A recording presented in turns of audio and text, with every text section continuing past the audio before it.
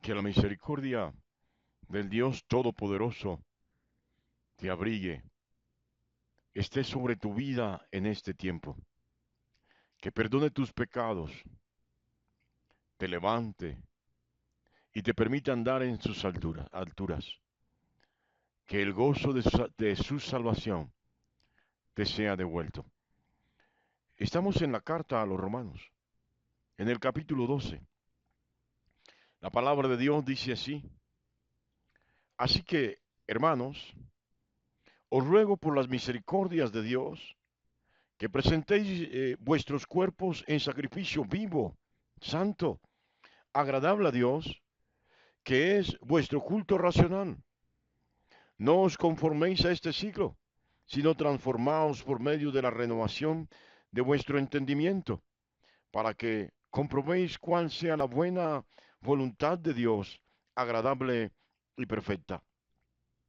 Digo, pues, por la gracia que me es dada, a cada cual que está entre vosotros, que no tenga más alto concepto de sí que el que debe tener, sino que piense de sí con cordura, conforme a la medida de fe que Dios repartió a cada uno. Que Dios bendiga su santa y preciosa palabra en esta maravillosa mañana. Bueno, mis amados, este es un manjar, este es un plato exquisito. Podemos llamarlo eh, el plato que va después de, de la entrada, es decir, el plato fuerte. Pablo ha estado adoctrinando, orientando a la primitiva y pequeña iglesia de Roma. Sí, estuvo haciendo unas claridades particulares en torno a lo que es el judaísmo y a lo que debería ser la fe, cómo los judíos debían expresar su fe. Sí, y haciendo una separación entre uno y otro, pretendiendo que al final todos fueran uno. Pero ahora Pablo se enfoca realmente, siendo judíos o gentiles, en los que realmente han creído en Jesús, los que realmente tienen la fe puesta en Jesús. Óigalo bien, y Pablo los llama hermanos. Sí, si son judíos son hermanos, pero si no son judíos, también vienen a ser hermanos. ¿Por qué? Por una cosa muy sencilla. Bueno, a la iglesia primitiva, antes de que por primera vez se les dijera cristianos en Antioquía, se les llamaba los del camino, los del Nazareno. Eh, También se les llamaba los hermanos, porque teniendo diferentes genealogías, aún entre judíos, se llamaban entre sí hermanos. Pero ahora Pablo está en medio de judíos y de gentiles que están en Roma que han creído. ¿Por qué razón se les llama hermanos? ¿O por qué motivo Pablo llama hermanos a los griegos, a los que no son gentiles? Por una cosa muy sencilla. Porque mediante la fe en Cristo Jesús, venimos a ser hijos de un mismo Padre. Sí, la palabra dice más a todos los que le recibieron, a los que creen en su nombre, en el nombre de Jesús, les dio el privilegio, la potestad, la autoridad, la dignidad, la posición de llamarse hijos de Dios. Así que, dentro del derrotero apostólico, los de la fe en Cristo Jesús que no somos judíos, venimos a ser hijos putativos, adoptivos de un mismo Padre, del Padre eterno, del Dios todopoderoso, del anciano de días, de Adonai, del Shaddai, de Elohim, óigalo bien, de Hashem. Sí, mis amados, Pablo les llama hermanos, ¿sí? Y hace una rogativa. Les pide un favor. No que se lo hagan a Pablo, sino que se lo hagan a sí mismo para testimonio al mundo entero. A la gente que los ha visto antes andar en otro camino, actuar de otra manera, vivir de una manera diferente. Pablo reconoce que estos ya están viviendo de una manera totalmente diferente a como lo venían haciendo antes, cuando adoptan la fe en Cristo Jesús. Entonces la primera pregunta que sale en esta mañana es, ¿cómo estás caminando? ¿Qué cambios se han dado en tu vida? ¿Se han realizado cambios realmente visibles y trascendentales? ¿La gente lo ha notado? ¿O simplemente son cambios exteriores? ¿Simplemente son cambios de apariencia? ¿O lo que la gente ve por fuera es producto de la transformación interna? Qué bueno, qué bueno que Jesús haya transformado tu vida. Qué bueno que estés dejando que la palabra, el mensaje, el evangelio de Cristo esté transformando, impactando tu vida y que te dejes moldear por el Espíritu Santo. Sí, Pablo le ruega a la iglesia. Sí, tengan presente que Dios ha tenido misericordia de ustedes. Esto es importante. ¿En qué consiste la misericordia de Dios? Ella va acompañada de la justicia, ¿eh? La misericordia de Dios siempre va acompañada de la justicia de Dios. Y la justicia de Dios nunca se desprende de su misericordia. Sí, ¿por qué? Venga, se lo explico. Porque mereciendo estar muertos todos nosotros, ese es el justo juicio de Dios. La misericordia de Dios nos abriga. Vamos a hacer un ejemplo, a proponer un ejemplo. Está papá y está mamá. Papá quiere castigar con severidad, pero mamá mira con ternura, mira con piedad, con misericordia a su hijo y pide que el castigo no sea tan severo y de hecho pide que se le dé una oportunidad. Ahora, miren la misericordia de Dios y miren la justicia de Dios. Digámoslo así, en Él están estas dos personalidades, estas dos características. Sí, estos dos atributos. Entonces por su justicia tiene que castigar y condenar, pero por su misericordia,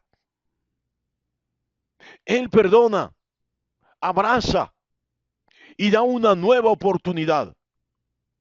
Bueno, espero que lo haya entendido, que lo haya comprendido. Pero entonces Pablo le dice, oigan, ustedes, nosotros hemos sido arropados por la misericordia de Dios, mereciendo estar muertos, mereciendo el castigo eterno. Se nos ha dado la oportunidad de acceder a esta salvación. Usted dirá, pero el texto no habla de salvación. Implícitamente lo está diciendo. Textualmente no está. Pero como suele decirse ahora, en la nube está esa palabra. Óigalo bien. Entonces Pablo hace un requerimiento especial. Presenten sus cuerpos en sacrificio vivo y santo. Esto me llama la atención.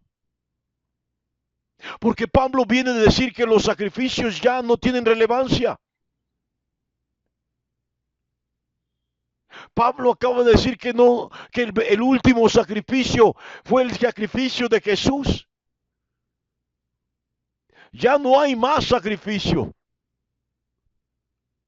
Un solo sacrificio. por el pecado de toda la humanidad. Pero ahora Pablo le dice a la iglesia, oiga, ustedes deben presentarse en sacrificio vivo. No es que vuelvan a sacrificar corderos. No, el cordero sin mancha, el cordero puro, ya fue sacrificado. El profeta Juan Bautista lo señaló antes de llevarlo, antes de que lo llevaran al matadero, antes de que lo crucificaran, antes de que subiera al monte Moriah, al Gólgota. Juan el Bautista lo dijo: he ahí el Cordero de Dios, el que quita el pecado del mundo. Pero entonces, ¿a qué sacrificio o qué sacrificio está demandando Pablo de la iglesia? De los que son de la fe, de los hermanos. Bueno, abiertamente, Pablo está hablando de un sacrificio no animal, sino del mismo cuerpo de la persona. Corte en pedazos sus deseos impuros. Sacrifique esas pasiones vergonzosas. Aléjese de todo aquello que lo aparta realmente de Dios, aún de amigos conocidos. Y si fuera necesario, de familiares. Sí, yo no sé si está captando la idea. Pablo le está diciendo abiertamente a los hermanos: no obedezcan a sus propios deseos. No obedezcan a sus propios planes. No obedezcan a sus pasiones. No obedezcan a las cadenas que le atan al pecado.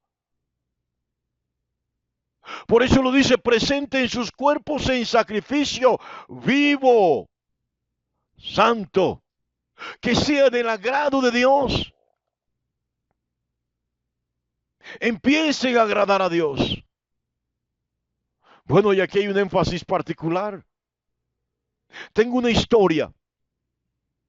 La historia del rey Saúl. El rey Saúl fue ungido por Dios como rey. Y llegó un momento en que se llenó de orgullo, de prepotencia, de vanidad. Y no quiso hacer la voluntad de Dios. Quiso que su propia voluntad fuera aceptada por Dios. No sé si acaban de entender esto. Quiso que, conociendo la voluntad de Dios,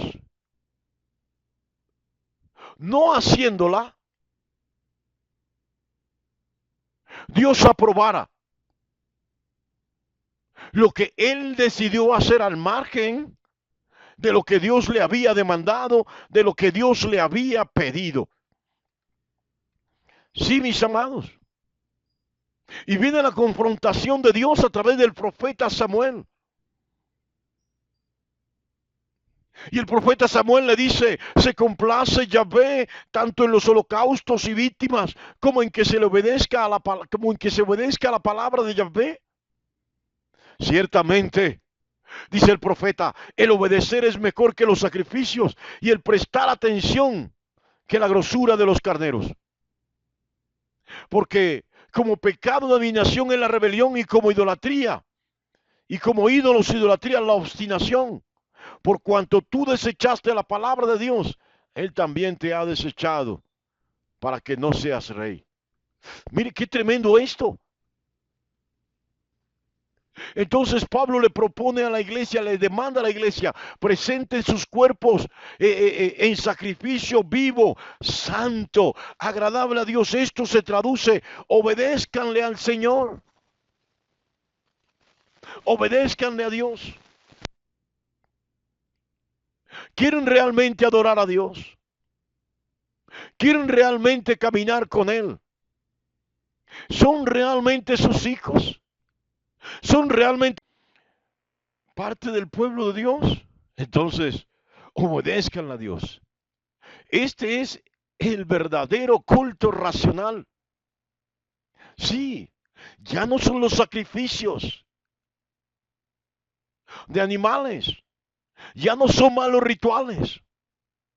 Ahora, para el creyente en Cristo Jesús, para el creyente en el eterno, para el creyente en Dios a través de su Hijo Jesucristo, lo único que queda es el obedecer su palabra.